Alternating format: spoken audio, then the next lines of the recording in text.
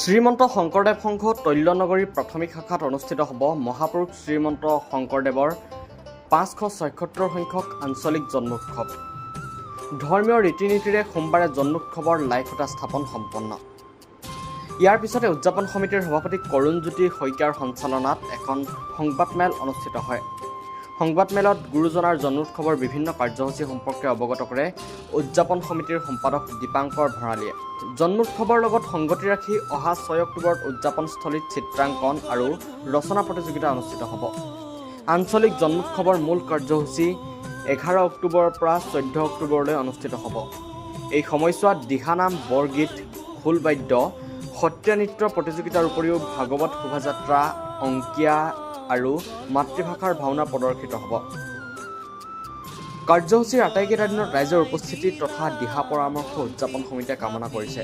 সংবাদমেলত অভ্যৰ্থনা সমিতিৰ বিষয়ববীয়াসকলেও অংশগ্ৰহণ কৰে।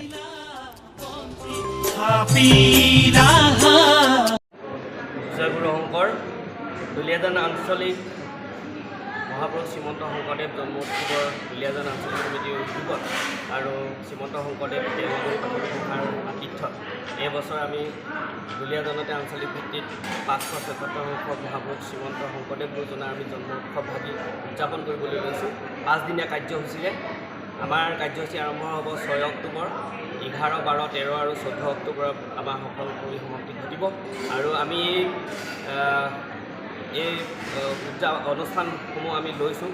আমি বিভিন্ন সাংস্কৃতিক আৰু সাহিত্য সম্পৰ্কীয় আমি প্ৰতিযোগিতাসমূহ আমি অনুষ্ঠিত কৰিবলৈ আগবাঢ়িছোঁ। আমাৰ প্ৰথম 6 অক্টোবৰতে আমাৰ চিত্ৰাংকন প্ৰতিযোগিতা আছে, ৰচনা প্ৰতিযোগিতা আছে, লগতে আমাৰ আছে কবিতা আবৃত্তি প্ৰতিযোগিতা। 11 অক্টোবৰত আমাৰ সমগ্ৰ দুলীয়াজানতে আমি ভাগৱত ভ্ৰমণ অনুষ্ঠিত কৰিম। আৰু এই ভাগৱত ভ্ৰমণত আমাৰ দুলীয়াজানৰ সমগ্ৰ ভকত বৈষ্ণৱ আৰু আই মাতৃসকলে অংশগ্ৰহণ কৰিব। প্ৰায় 10,000 মানুহৰ আমি আশা ৰাখিছোঁ। আৰু তাৰ পিছদিনাখনে আমি আৰম্ভ কৰিম সত্ৰীয়া নৃত্য প্ৰতিযোগিতা, খোল বাদ্যন প্ৰতিযোগিতা আৰু আমি আৰম্ভ কৰি বৰগীত প্ৰতিযোগিতা আছে। আৰু তাৰ পিছদিনাখন আমি সকলোতকৈ আকৰ্ষণীয় সদৌসম ভিত্তিত আমি প্ৰতি বছৰে উদযাপন কৰি আহিছোঁ দিহানাম প্ৰতিযোগিতা। আৰু দিহানাম প্ৰতিযোগিতাত এবাৰ আমাৰ বিশেষ আকৰ্ষণ আছে।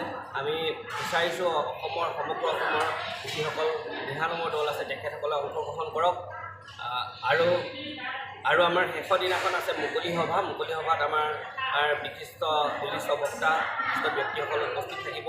আমি সকলো ৰাইজকে, আমাৰ দুলীয়াজানৰ লগতে দাঁতিকাষৰীয়া অঞ্চল আৰু সমগ্ৰ অসমবাসী ৰাইজক আমি ইয়াৰ মঞ্চৰ পৰাই আমি অনুৰোধ জনাইছোঁ তেওঁলোকে যাতে আমাৰ এই শংকৰ জন্মোৎসৱ ভাগিত আহি যোগদান কৰে আৰু তেওঁলোকে ইয়াত উপস্থিত থাকি আমাৰ দিহা পৰামৰ্শৰ লগতে অনুষ্ঠানটিত সক্ৰিয় অংশীদাৰিত্ব গ্ৰহণ কৰি আমাৰ এই কাৰ্যসূচী সফল সমাপ্তিত যাতে সহায় সহযোগিতা